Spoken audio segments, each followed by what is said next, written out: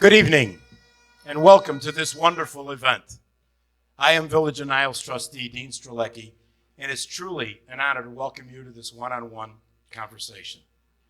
Although Mayor Applejanis is unable to join us, he extends his warmest wishes to each and every one of you. We are fortunate to have the support of our dedicated elected officials, Senator Ram Villavelam, Senator Laura Murphy, and State Senator Mike Kelly. We are grateful for your commitment to this community. I would also like to take a moment to acknowledge my fellow Board of Trustee members, John Jeckett, Danette Matthias, Morgan Dubiel, Craig Niedermeyer, and Mary Ann Warda. Together, we work with Mayor Applejanis to make a stronger and more vibrant village. Thank you for your dedication and friendship.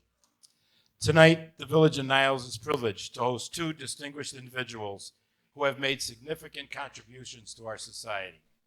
Jan Scruggs and Bill Kurtis, your presence enriches our gathering, and we sincerely thank you for taking the time to be with us. I would also like to thank our friends at the Northside Irish, especially Liz Belcaster, it's over there, thank you Liz, and the Vietnam Veteran Chapter 242, who helped make tonight possible. To kick off this event tonight, I would like to introduce Seamus Boyle of the Niles Family Services Department. Seamus leads our Veteran Services program here at the Village. Seamus?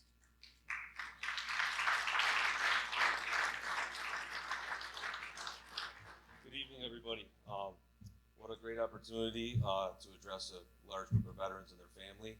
I'm a graduate intern for social work upstairs at Niles Family Services. I am a veteran myself. I graduated from Niles North High School, actually.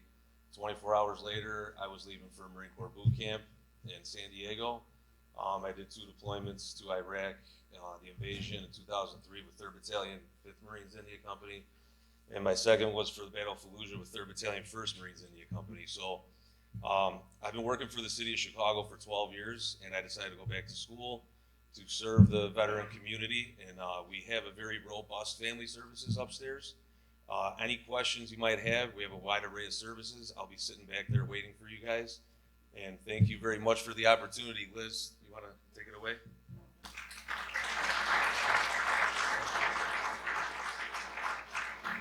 So I know for the Vietnam veterans here, having a young veteran here is really important. You guys have all put in your time, and we need to pass it down to this younger generation.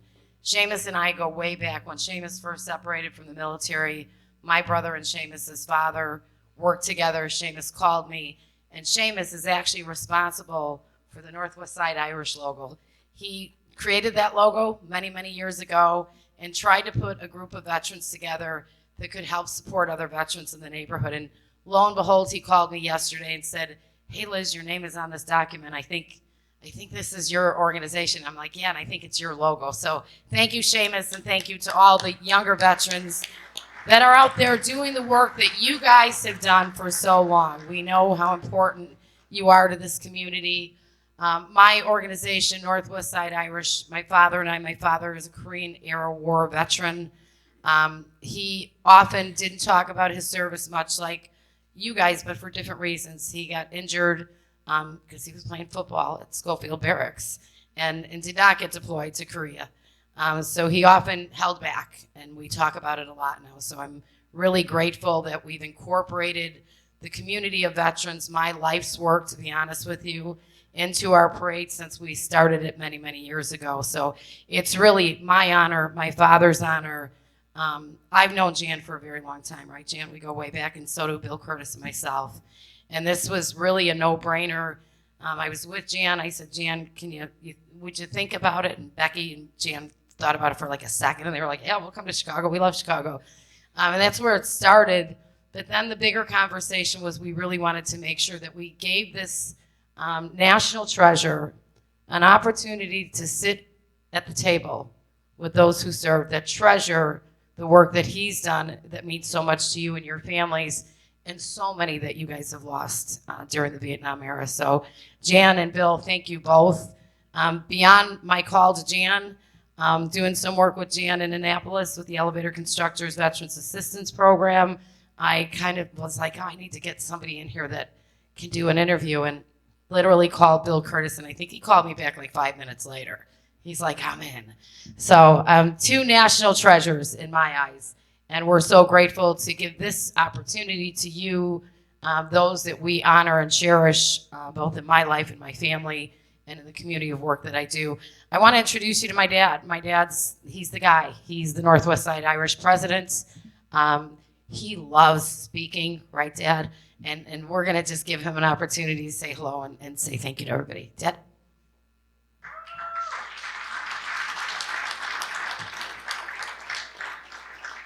Thank you.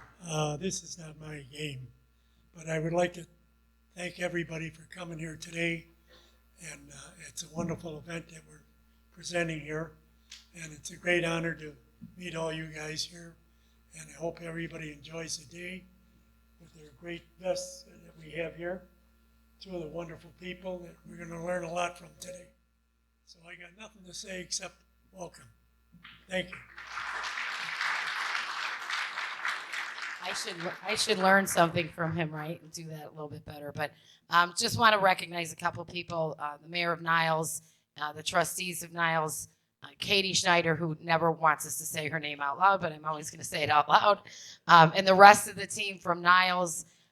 Roger O'Brien was one of my first phone calls. I said, Roger, you know, we've got this event. We got a parade we're running on Sunday, so we're a little busy. And Roger wholeheartedly stepped in with the entire VBA chapter 242. So thank you, and cheers to you guys for all of your hard work and for everybody coming out. Ron Gibbs is here. We're going to learn a little bit about Ron. Ron is the reason that the legislation passed to get the memorial through, and he shared a story with me the other night about how they had to remove the name war out of the legislation, try to get it past the National Vietnam Veterans War Memorial, and it never got passed in that sense. Ron was the person that said, pull war out of it, put memorial in, and that's a story, and it's a history story, and Jan and Ron have both shared that story with me, and it's really amazing how things get done. My friend John Schwan is here. John is over here. John is the former interim director of the Pritzker Military Library. John, thank you for being here. John's a great advocate in the veterans community, also a Vietnam veteran. And I'll leave it at this. My friend Mick Yeager, who many of you in this audience knew, he was the guy that kind of led us all into the work that I'm in right now. He passed away in 2021. I'm going to have a conversation when I go to Arlington next month and tell him to slow me down because he's keeping me busy, but I'm really proud of the work. So thank you, everybody. I'm going to bring up Kevin Calkins. Kevin is the president of the chapter, the BBA chapter, and Kevin's going to give us a little bit of history about the chapter and the work that they're doing. And then, you know, we're going to get on to this great interview, which I know we're all excited about. So thank you, everybody. Hello, everybody, and welcome. My name is Kevin Calkins. I'm with Vietnam Veterans of America, Chapter 242. First of all, before we get started, I see a lot of non-vets out there, so let's recognize all you guys. How about you Army guys standing up? Notice I did the Army first.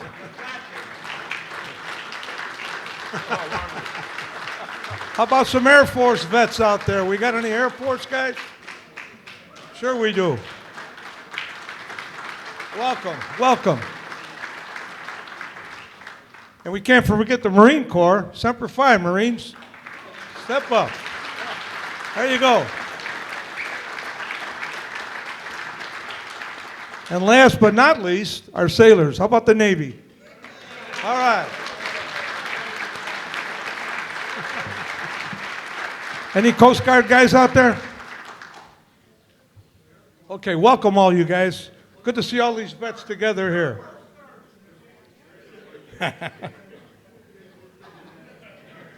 Do we have any Gold Star family members here today?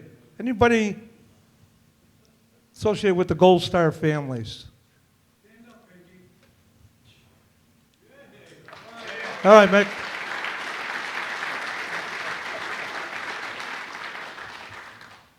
That away, Al. Okay, as mentioned, we're the Vietnam Veterans of America.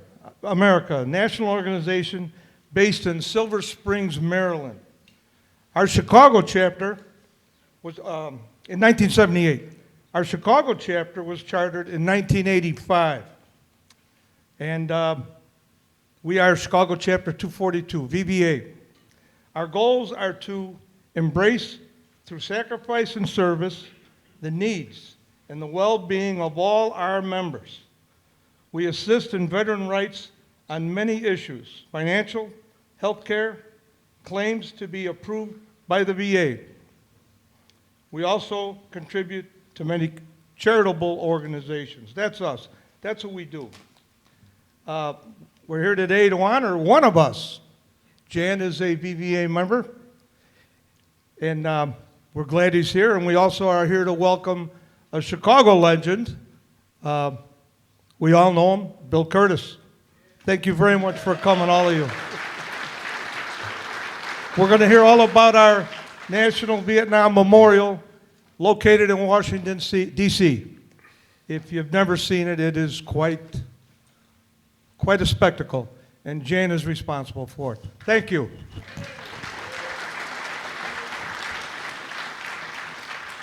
We all know who these two individuals are, you know, beholden and beloved by so many. Bill Kurtis, world-renowned journalist and somebody that's very familiar in the Chicago community. Welcome, Bill, and thank you for taking this opportunity. And our dear friend Jan Scruggs. I'm going to let them go here because me taking up more time is just less time for them. So thank you, guys. Thank you. We're exactly on time. At 6:30 we start.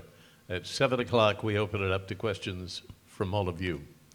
But before we get started, yesterday I saw a news piece, and maybe it was before, that the West Point is changing their motto from duty, honor, country, or those three words, to a more watered down kind. What do you all think about that? I thought so. This is the first time I've also seen America the Beautiful sung by a very familiar face.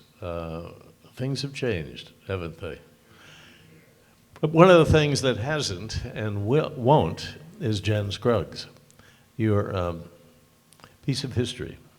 And we are very thankful that you did what you had to do.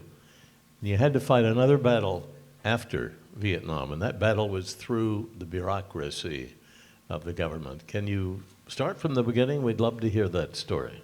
Long story short is building the Vietnam Veterans Memorial was something I had to do.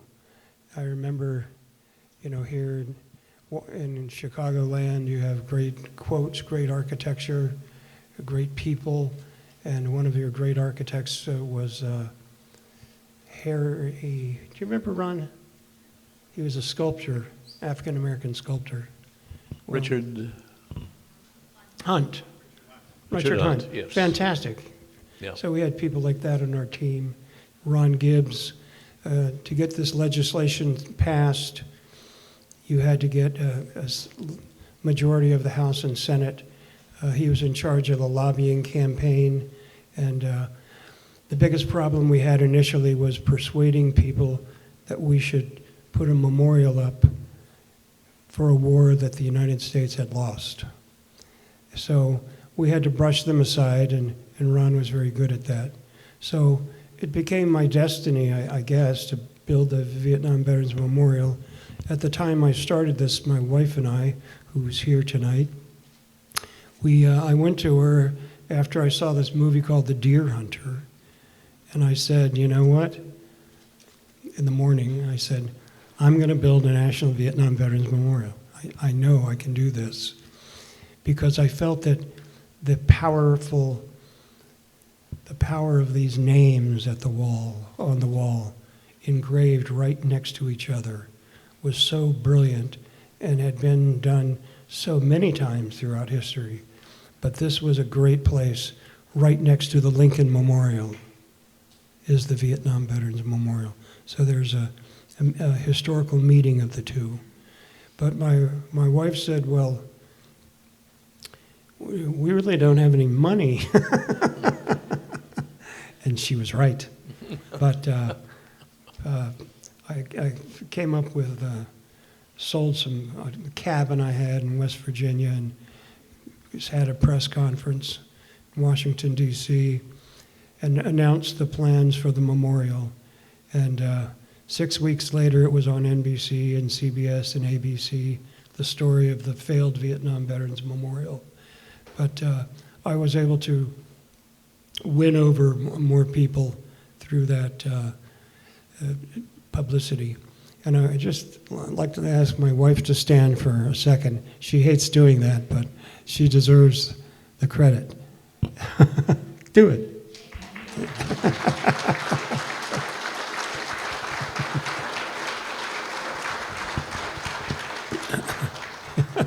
Yeah, she did all the hard work.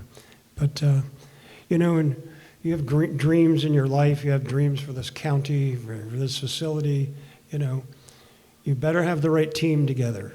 You need the right team to get the dream passed.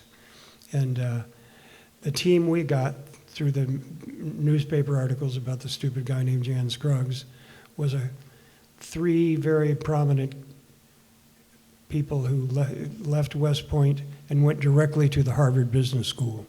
That's what they do with the really smart ones. Yeah, Harvard Business School, because Army is like a big, huge corporation, a big, huge family, and you need a lot of people there to take care of it. So we put together, like we would do at Harvard or the Chicago School of Business, we put together a plan. There are several elements. First, we needed a site. Then we needed a design. Then we needed money. We needed all these elements to work and to have this memorial built in November 1982. And we did that, which was almost a miracle. The probability for success was that low. So, next question. Where were you going to put it? I mean, it's an unusual shape, form. You could hardly see it if you don't know it's there. Yeah. You don't, and so close to the Lincoln Memorial. Yeah. Well, we really felt the Lincoln Memorial had such a historical linkage that it would work there. And basically, we had the largest architectural design competition in the history of Western civilization. The St. Louis Arch, the Eiffel Tower, many great works of architecture come through these meetings of architects, and they actually vote and select it. But they felt that that was the perfect design for a place that's very close to people, the hearts of people, of President Lincoln, whose brilliance in trying to stop the Civil War from occurring has never really been noticed, but he did everything he could to stop it. Next. Now, one end of it points to the Washington Monument, the other to the Lincoln Memorial, so you have this cut in the land, almost like an explosion made it. Is that what you were trying to achieve? Yeah, it was, we needed something that was soft and gentle, but still delivered the message. And the answer to that problem was to use black granite. And when her design was announced, this automatically became a national debate over this design. We got the money, we raised the money for this memorial, we were ready to break ground, but we have some very powerful people in Washington, D.C., and they did everything they could to stop it. And finally, we got the construction underway. Basically, what happened was we got legislation through the House, through the Senate, then we had to get to the design approval. I did all that at record speed. And we just needed somebody to really give it a push. But then we went to get the construction permit, and the Secretary of Interior staff said, "I'm sorry, but you're not building the Vietnam Veterans Memorial because the Secretary of the Interior has received 22 phone calls in approximately 1/2 hour from prominent members of Congress, and they weren't kidding. These guys were that good, and we were good too. So we're just glad it had the happy ending that it did, but the probability of success was almost nothing.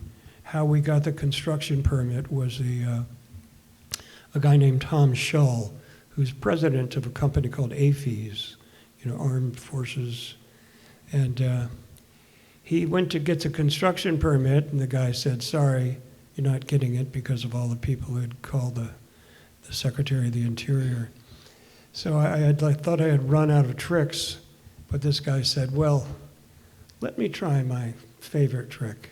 And he walked in to see the Secretary of the Interior staff and said, I am here because President Ronald Reagan wants me here. He also wants this memorial to be underway and to end this ceaseless debate. And the guy handed him the construction permit. The only thing was, he didn't really have President Reagan behind him. Attaboy. There's something magical working when you look into the black granite. First of all, the names. How did you decide that the names wouldn't be in alphabetical order? That they're very difficult to find unless you go to the directory at the front. Yeah, the designer Maya Lin, she had the names beginning alphabetically, then she put them by date of death. They are alphabetical by date of death, but if anybody in here has been in a firefight with weapons and AK-47s, not everybody walks away from that firefight. And but when they come to see the memorial, to see their friend's name, they see the two guys that were right next to each other when the explosion occurred. They saw and many times the person re-experiences the emotions, and that was it. But yeah, seeing your own face reflected in the names is a very dramatic thing. I experienced it because you stand there and you begin reading the names, and you're looking at a black granite, not even realizing it, and all of a sudden the name disappears and you can see your face in the black granite, and you can see deep in there, and it's as if coming to grips with your own emotions and with your memories. And the veterans walk away just unbelievably moved, and so do the friends and family. Everybody gets it. Yeah. Well, I can only tell you what happened to me, and I came back from Vietnam with post-traumatic stress disorder and was kind of on my way to nowhere, running around with motorcycles and the wrong people. But it was January 21st of 1970. I heard a big explosion, and I ran over to a truck. The truck was on fire, and so were my friends. There were 12 guys. They all died within an hour. They were the explosive power of 3 81 millimeter rounds, when being handled between somebody from, as we are, about the same distance from each other, nobody escapes from it. So anyway, I was affected by PTSD, and because of that, I became an expert on PTSD. I went to American University, got a bachelor's and a master's degree in psychology, and did some research which was very recognized by military medicine and also the American University Journal. But this was a really important finding. And also ultimately, the Vietnam Veterans Memorial was able to get the names engraved and have the desired effect. And I also testified in front of Congress twice to get that done. So, it's been a very rewarding life. I have a great wife, and I live in Annapolis, Maryland, and a lot of good things have happened to me. And I've come close to dying a couple times in the last several years, yeah. How? Yeah. Well, when was the 35th anniversary of the Vietnam Veterans Memorial? And I woke up one morning and I just fell down. And I was placed in a coma. And the doctors wanted to remove the life support. So that was a close one. Another time, endocarditis is a disease. And I was driving home from Richmond, Virginia, and I have no record of where I was. But I actually went around Route 495 until my car ran out of gas, and they did surgery. And then after all that, I had one final surgery done at the Cleveland Clinic by a Japanese surgeon. And he was very good in working in small areas with his hands, and a very famous guy. So I think I'm cured. We hope so. We hope we help.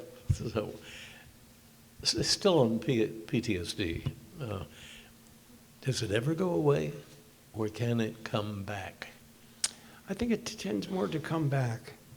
If you're in an unstable situation, many times people with PTSD will not be able to handle it. On the other hand, many of them are very good at handling difficult situations and actually end up doing things like firefighting and police work as well. Then you had you have the 3 soldiers standing. What went into that decision? We made a deal with the opponents of the Vietnam Veterans Memorial that we would have a statue of 3 fighting men, and that this would be very patriotic and all that. And that was accepted. It was done by a famous sculptor, Frederick Hart, and Richard Hunt looked at it as well. He was very impressed. And that was dedicated in February 1985.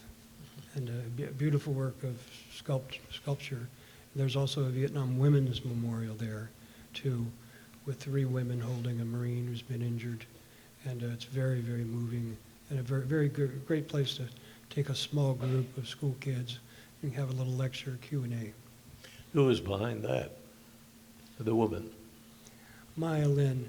She was not. She was very much opposed to that, but she did take a look at it, and I think it understands why we had to do it at the time. Why was she against it? An artist doesn't want people to come around and say, these arms are too big, these legs are too short. The paint, they don't like to be told, once they have their work of art, the piece de resistance, they do not like for somebody to come, some bureaucrats from Washington, and tell them it's not good enough. There are going to be some changes. So that's how we had to do that. Nobody likes that. But it seems to have caught on. Everybody wants black granite now. Everybody wants a memorial, and they should have it. And then you have the Korean memorial, which I love. Fantastic. Yes. And then you have World War II Yes. coming back. Correct. So it's not going to end, I presume. Well, you might be interested to know that on the Korean War Memorial, we have 58,000 names on the Vietnam Memorial. The Korean Memorial has about 34,000 names, but about 1,000 of them have been misspelled. No. It was quite a media story 3 years ago. Yeah, basically, the Army has a casualty branch that keeps track of casualties. But during the Korean War, it wasn't fully developed. So if somebody died in combat, if somebody died in maneuvers, they are all kind of put in the same basket. And they didn't have time at the Korean War Memorial to really go down and shoot down every problem as it occurred. And ultimately, the government of Korea, I believe, agreed to give the money to repair it, which is about $15 or $20 million. So, but the Korean War Vietnam Memorial, then the Korean War Memorial, then the World War II Memorial, now the Desert Storm Memorial, and the War on Terror Memorial. So I kind of started something bigger than myself. Did a good job on that. Yeah. What are some of the dramatic reactions from veterans first that you can remember that you have seen?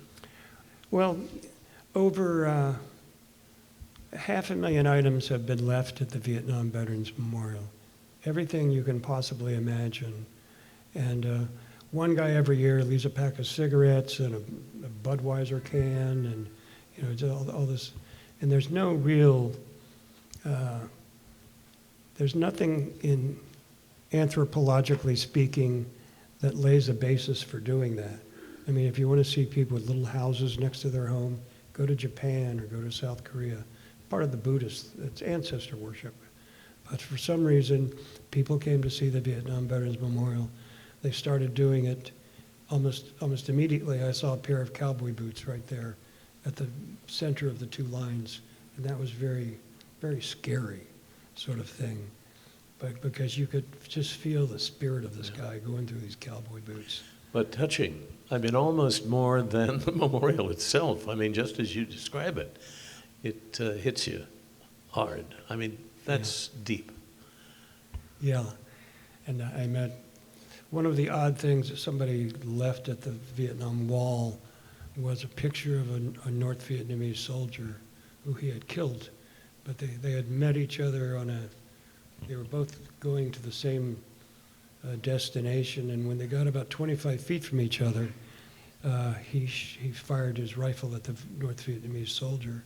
The North Vietnamese soldier actually had the opportunity to kill him, but he wouldn't do it. And he couldn't do it psychologically for some reason.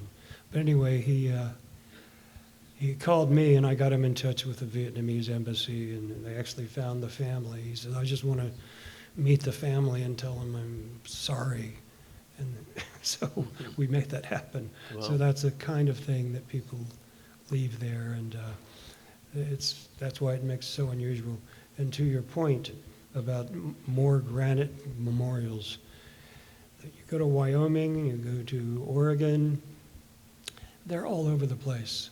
There's a guy in Texas who will sell you a full-scale replica of the Vietnam Veterans Memorial for about $850,000. We never copyrighted it. Oh, you did? Yeah.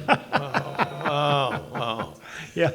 But the traveling wall is terrific. Yeah, traveling well. Okay, this is just a run through. Here's your typical day at the Vietnam Veterans Memorial. You know, kids and adults together. Next. Maya Lin. Maya Lin. She grew up in Athens, Ohio, by the way. Both of her really? parents were English professors at Ohio State University. Well, she didn't have the easiest time either, did she? No, she was the center of, you know, every major newspaper had reporters assigned to getting juicy quotes from her and all that sort of thing. But she was a good negotiator too. She knew what she was doing. She was holding some cards. Here's a sort of thing that people leave. Many times they will put it in a bag, plastic bag, to preserve it. So here's this guy right before he goes off to Nam with his wife, and now he's in Arlington Cemetery or some other cemetery. Love you flying, Grandpa. Here's the Battle of Dak To right there. Yeah, I'm going to show you this. Look at this. This is that's a little canister of oil for your rifle, AK-47. This guy was at the Battle of Dak To, Hill 875 with the 173rd Airborne. It was a very big fight. A couple of Army infantry companies were wiped out. Only three or four guys left. But his message, I'm going to read it. Good. If I can get through it. Taken from a North Vietnamese soldier during the battle on Hill 875, November 19th through November 23rd, 1967. My father asked me to leave it at the wall for a reason known only to him.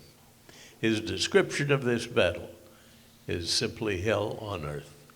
I hope by leaving this at the great memorial gives Dad some peace. Thank you, vets.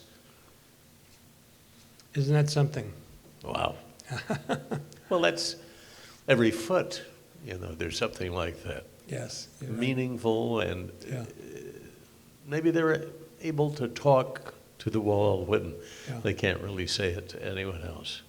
A group of psychologists and other learned people studied the Vietnam Veterans Memorial and found that it was a place where people who are living, like we're living, can actually talk to the dead. I mean, you talk, not that the dead hear, I don't know what they hear or don't hear, but they can bond together. And it helps people to, many people who have PTSD come to the wall and are cured. I mean, it happens with some frequency. No kidding. Yeah. I was going to expand the Vietnam Veterans Memorial to include a education center.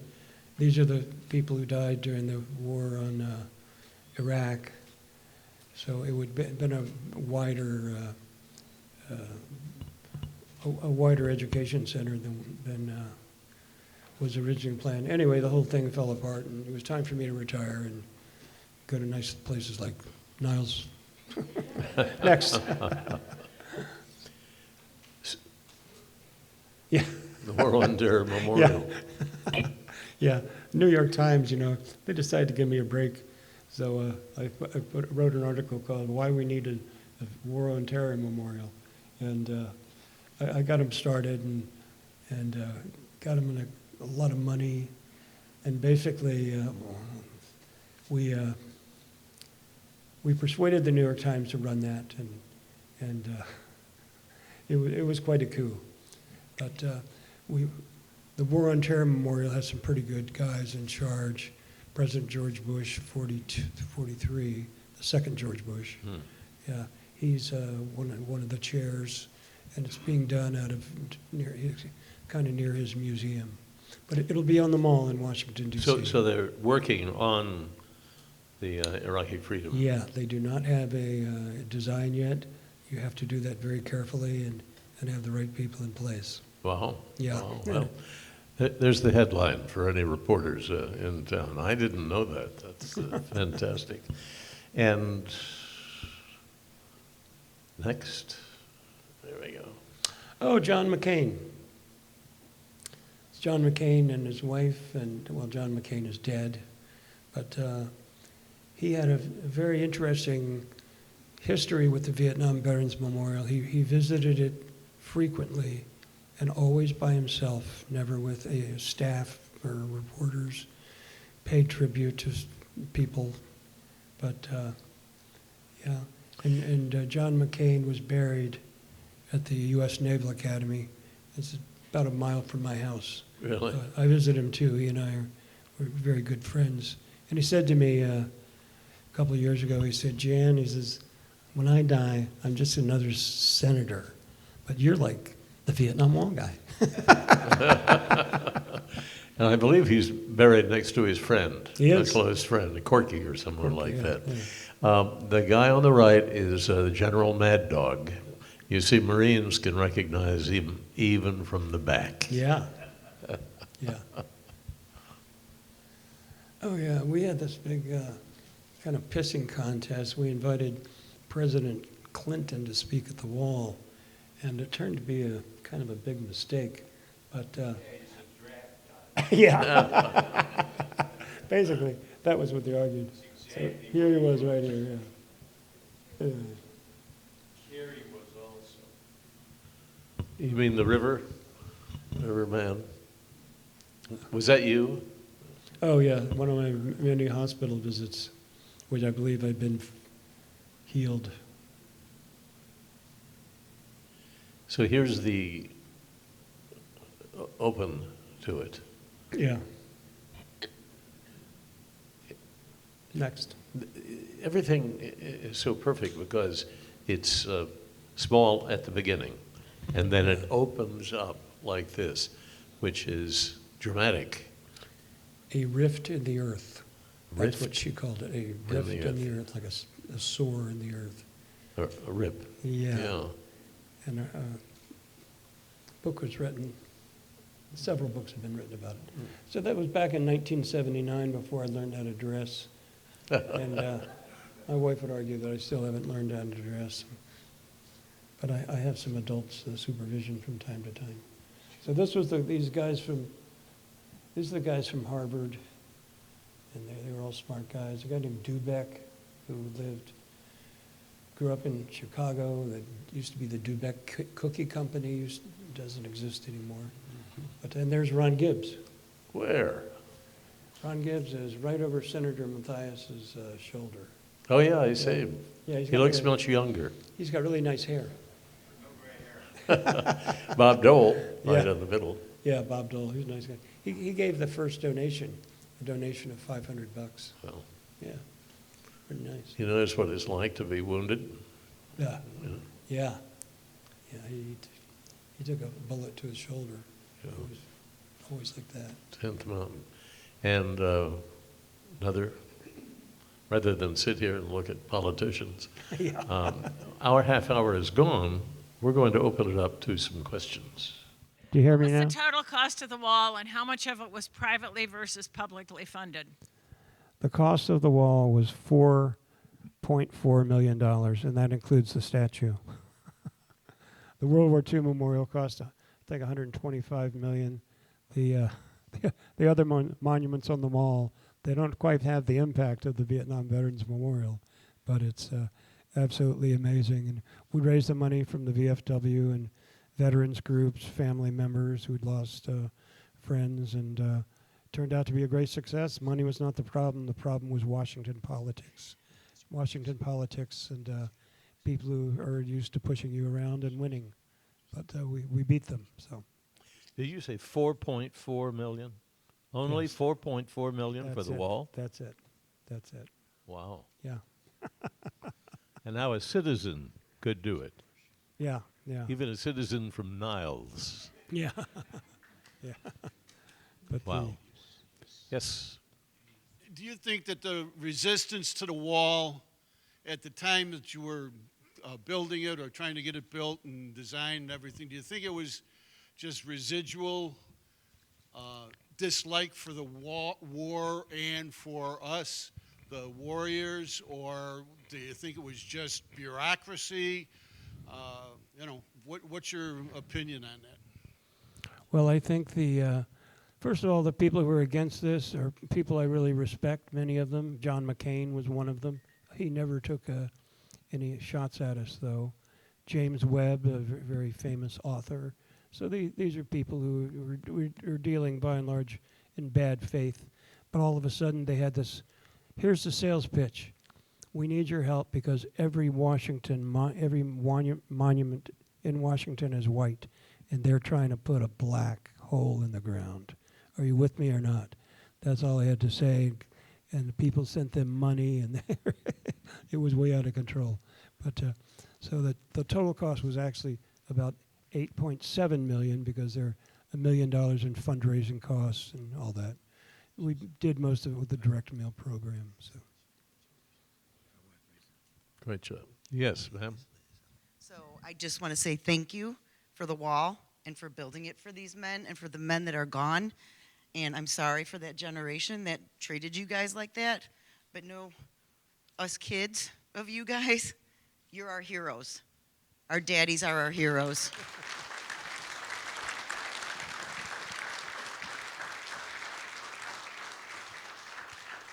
There was someone behind you. Yes, sir. I'm Brian Mulcrone. I grew up in Niles, and I'm delighted to be here tonight. I thank Jan for his vision. I thank Bill for his service as both a Marine and a naval person, and your late father. How many people in the room have actually visited the wall? Raise your hands. Whoa. The thing which is inspiring about the visits is that you see people of all ages. The first time I was there in 1985, I was there with a group of scouts from Des Plaines, Illinois, and we had gone there with 20 names of the deceased KIAs from Vietnam to honor their memories. We had a little label that had the city crest on it that we put by their names on the wall. And while we were there, with 40 kids, putting these labels up, the first time we were accosted by some, there's a name for the dear people that hang around the wall day in and day out, okay? There are people with needs. This one gentleman walked up and he was accosting these 12 and 13-year-olds saying, "What are you doing? What are you doing?" And they explained that they put the label of our town's crest by the name of the deceased because he was from their town.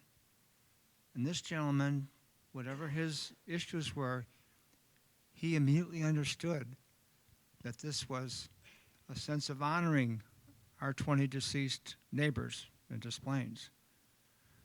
But the thing which resonated with me was watching two of our youngsters doing that. And they discovered these three grandmothers from down south. And they were looking for a name on the wall. And they did not have rubbing paper like we did, because besides putting labels by the names, we were taking the rubbings of the names to take back to the families here in Illinois. They were trying to take the etching off the letters with a pencil and a piece of plain paper. And our two scouts, they gave the grandmas this rubbing paper like you find in cemeteries for rubbing off the names.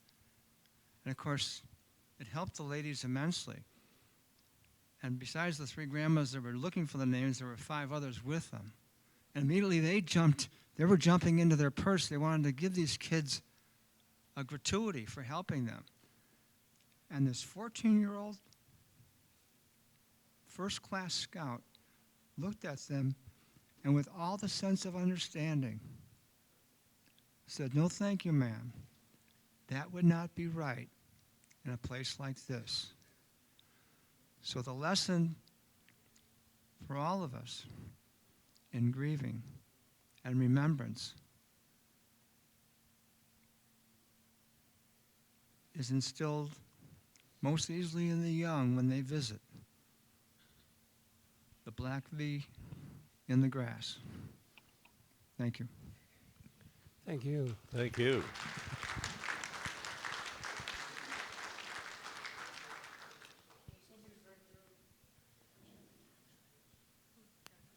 You know, Jan, what an effect it has on everybody.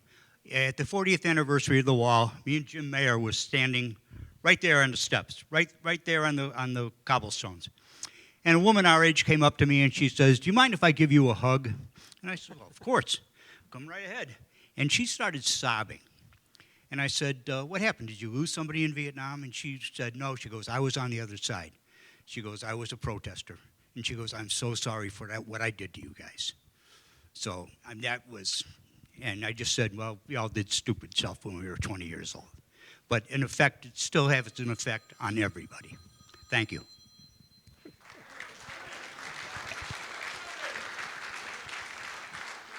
Speak for a lot of people, but this is for Bill. And boy, I miss the days when we had a real newsman talking to us.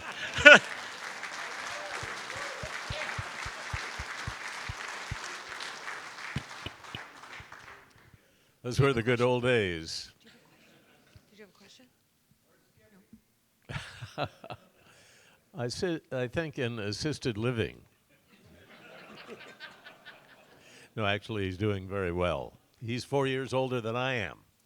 And everybody thought I was the older one. I was the older brother. But his wife was killed. She hit her head on the sidewalk, so he's been living with family and kids. I'm going to say something about Agent Orange. I broke that story in 1978 out of a local station here in Chicago.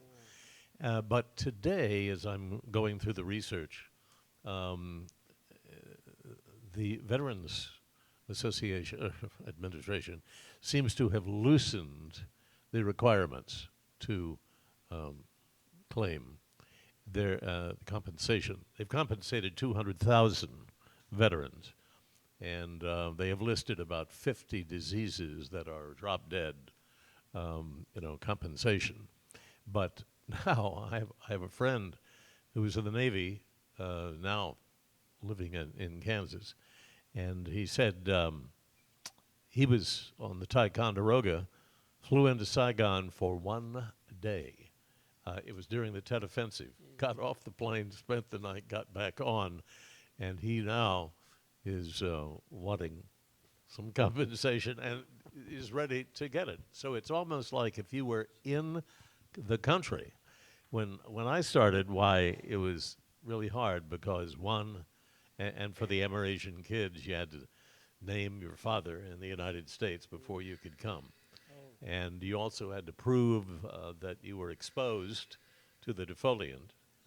And but now there are 4 million Vietnamese who are claiming either birth defects or cancer from Agent Orange. So this is the persistent story of the war that will not go away for a long time.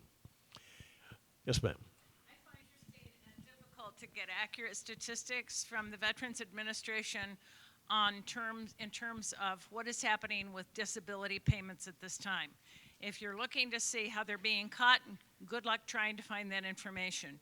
The closest I came was finding an editorial in the Tribune authored by a general who talked about the administration wanting to cut ambulance payments for any veterans. If you're a veteran, you want to take an ambulance, you're on your own.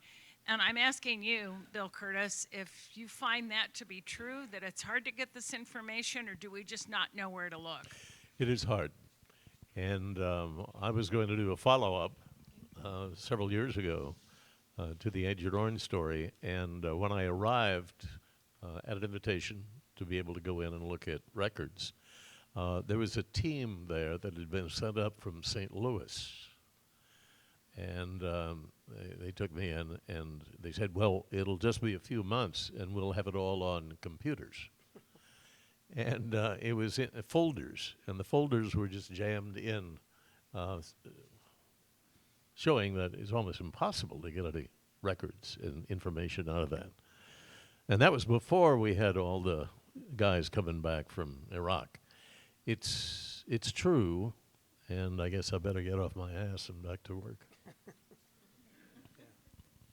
Many times you can short circuit the problems you're facing now by going directly to your United States Senator or a member of Congress.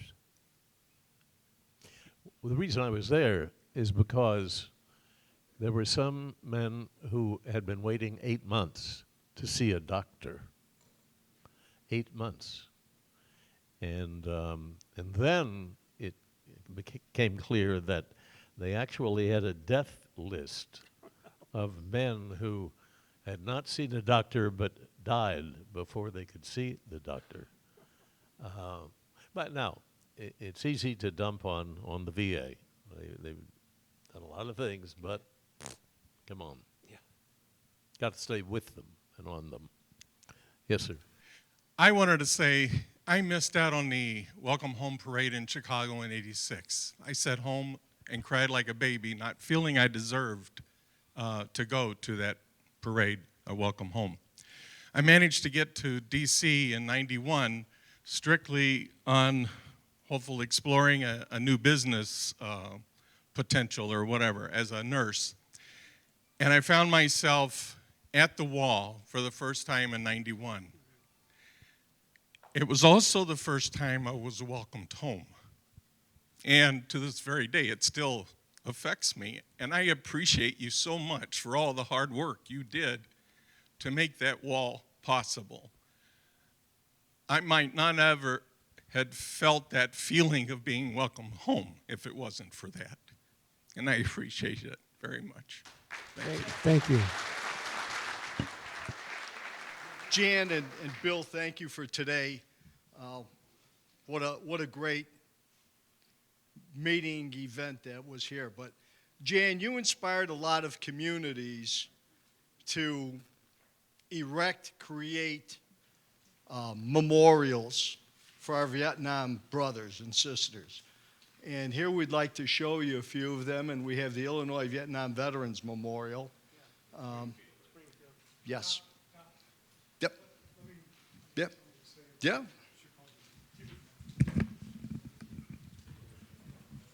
My name's Roger McGill.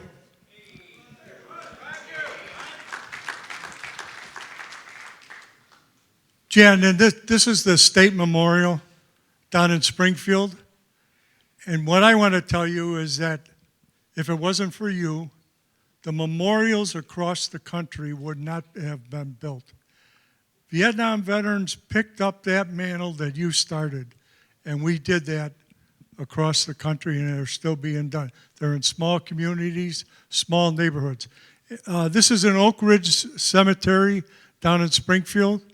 I was the coordinator up here in Chicago for that memorial, and it was dedicated. That's in Abraham Lincoln Cemetery, as you talked about Abraham before, and it's in Oak Ridge Cemetery just north of Springfield. You want to go to the next? Thanks. This here is our Chicago Memorial. Our Chicago Memorial has the names of all 2,934 Illinoisans on it. We did a little bit, the architects did a little bit different than you did.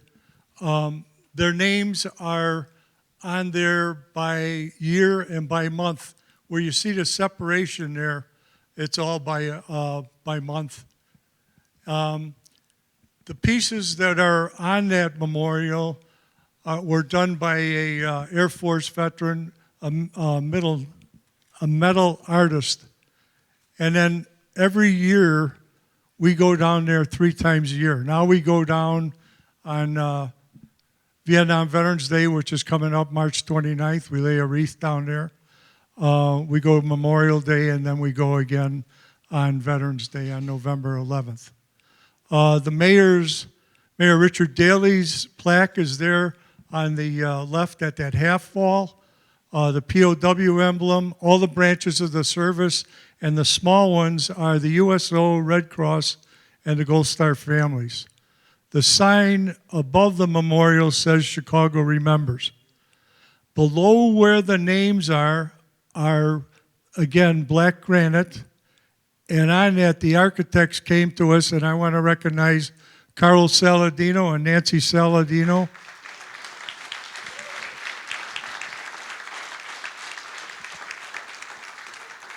Nancy took every name, the Illinois names, and made sure everyone was correct and how they were spelled. Down in the right-hand corner of the screen is Carlos Saladino and Jan in 2002 in Washington, D.C.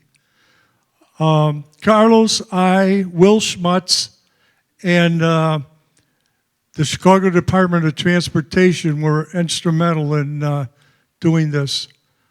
Jim Balser, who was a Marine, he calls himself, my best thing was that I was a corporal in the Marine Corps. There was a saying at the committee that was done by one of the presidents when the World War II veterans were trying to get a $1 increase. And he said, we can't put that sign up there. He says, what do you think we should say? I says, Chicago Remembers, and that's why it's up there. You can go to the next one. Jan, we would bring you down there to show you that, but tomorrow is the St. Patrick's Day parade downtown, and there's no way we could have gotten you down there. That's why we're doing this particular showing. This is the Norridge Memorial. There's 2 more in this room. Mark Lapopoulos, where are you?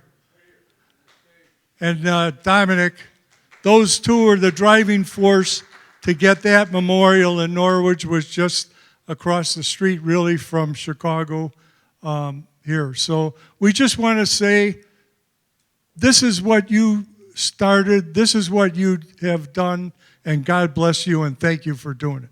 Thanks so very much.